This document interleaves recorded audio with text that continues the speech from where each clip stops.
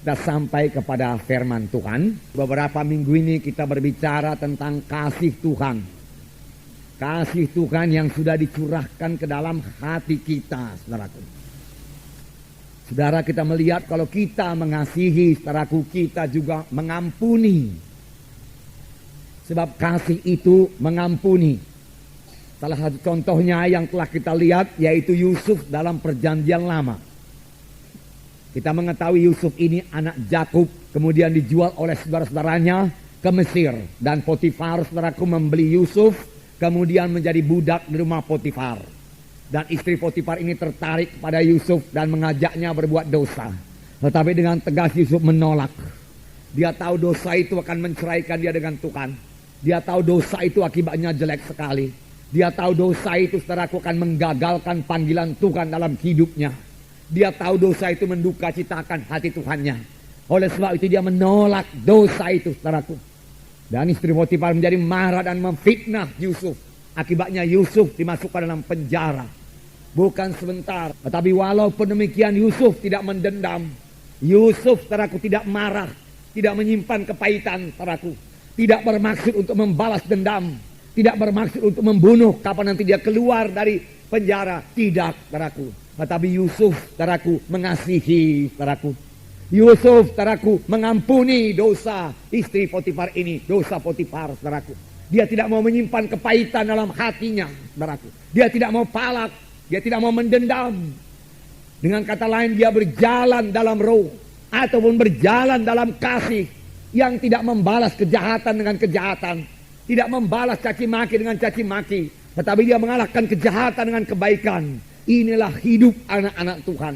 Inilah dia anak-anak Tuhan, anak-anak terang. Yang berjalan dalam roh Tuhan. Yang berjalan dalam kasih, saudaraku. Saudara barangkali berkata, saya tidak sanggup berbuat demikian. Saya pun tidak sanggup, saudaraku. Dengan kekuatan saya sendiri, saudaraku.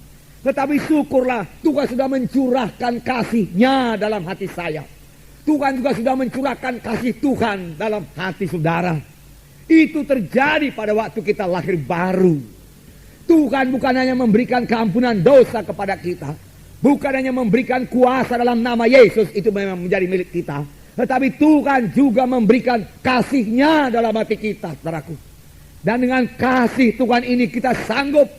Dengan kasih kita sendiri kita tidak sanggup. Banyak tuntutan Tuhan kepada anak-anaknya. Bahkan Tuhan berkata, kasihilah musuhmu. Doakanlah orang yang menganiaya kamu. Bagaimana bisa, saudaraku, dengan kasih manusia? Kita tidak akan sanggup melaksanakannya dengan kasih manusia. Tetapi syukurlah Tuhan, saudaraku, mengaruniakan kasih-Nya kepada kita. Yang diberikan Tuhan pada waktu kita lahir baru. Pakailah kasih Tuhan ini. Selalu bereaksi dengan kasih Tuhan, saudaraku. Memang, saudaraku, kadang-kadang kita mau bereaksi dari daging kita. Saya percaya ini juga terjadi bagi Yusuf. Yusuf, saudaraku, pada waktu dia ditangkap, dimasukkan dalam penjara, dagingnya bisa bicara.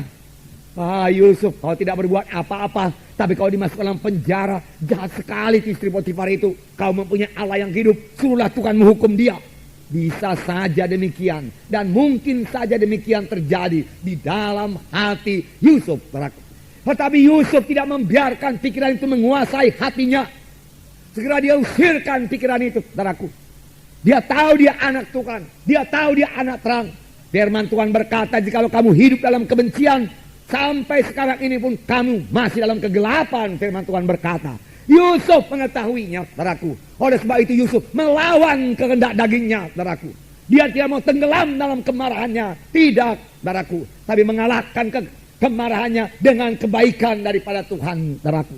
Dengan kasih daripada Tuhan. Dia mulai memikirkan yang baik, memikirkan yang indah, memikirkan yang mulia, saudaraku.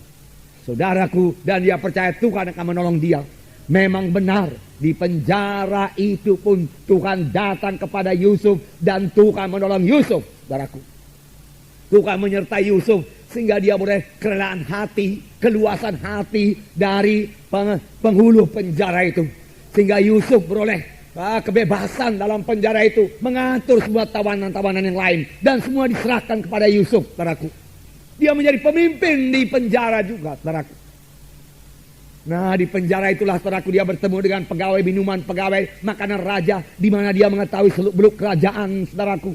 Karena dia di penjara selama 13 tahun. Kemudian dia keluar dari penjara dengan pertolongan Tuhan, dengan ajaib Tuhan. Sesudah itu dia memerintah Mesir selama 80 tahun lamanya. Karena dia dipanggil Tuhan pada umur 110 tahun. Dia hidup sepuas-puas umurnya. Dia berjumpa kembali dengan bapaknya Yakub. Dia sempat menolong saudara-saudaranya semua. Dengan saudara-saudaranya semua. Tidak perlu saudaraku mati kelaparan. Bahkan dia berdamai dengan saudara-saudaranya semua. Sekaligus saudara-saudaranya yang pada mulanya tidak peduli satu sama lain. Menjadi saling mengasihi satu sama lain, saudaraku. Dan inilah permulaan daripada bangsa pilihan Tuhan. Bangsa Israel menjadi besar di tanah Mesir, saudaraku. Dan saudara, karena Yusuf tetap dalam Tuhan, kemudian Yusuf punya visi lagi. Visi dari Roh Kudus. Bahwasanya satu saat nanti bangsa pilihan Tuhan ini, bangsa yang besar ini akan keluar dari tanah Mesir dan menuju tanah perjanjian. Dan Yusuf berkata kepada tua-tua sidang pada waktu itu, pada waktu umurnya 110 tahun, berjanjilah kamu di depan Tuhan. Pada waktu kamu nanti meninggalkan tanah Mesir ini, bawalah tulang-tulangku beserta dengan engkau. Aku tidak mau tinggal di tanah Mesir, dia katakan. Aku tidak mau jadi mumi di sini, bagaimana kebiasaan orang Mesir. Aku tidak mau memiliki piramid, dia katakan. Tidak, dia bisa memiliki piramid karena dia sejajar dengan Firaun yang lain, saudaraku. Dia sangat berkuasa. Tetapi dia berkata, aku mau nanti bersama-sama dengan Tuhan. Tuhan akan memimpin kita keluar dari tanah Mesir ini ke tanah perjanjian. Aku mau berjalan bersama-sama dengan Tuhan. Aku mau melihat Tuhan, dia katakan. Aku mau melihat kuasa Tuhan. Aku mau masuk tanah perjanjian. Dan itu terjadi, saudaraku, puji Tuhan. Inilah terjadi bagi orang yang berjalan dalam Roh Tuhan, yang berjalan dalam kasih, yang selalu mengampuni, yang tidak membalas kejahatan dengan kejahatan, tetapi dengan kebaikan. Hatinya selalu terang dan dia mewarisi tanah Kanaan. Dia masuk ke tanah perjanjian. Puji Tuhan, saudaraku. Itu kasih yang mengampuni, saudaraku. Selalu mengampuni. Selalu kita sadar kita harus selalu mengampuni, saudaraku, selalu mengampuni. Dari itu, saudaraku, mari berjalan dengan kasih. Minggu-minggu yang lewat juga kita melihat bagaimana Yesus berjalan dengan kasih. Dan selalu kita baca, hati Yesus tergerak oleh belas kasihan. Dan saudaraku, kita melihat, saudaraku, bagaimana Yesus melihat orang banyak yang dengan rindu, saudaraku, dengan haus mendengarkan berita firman Tuhan.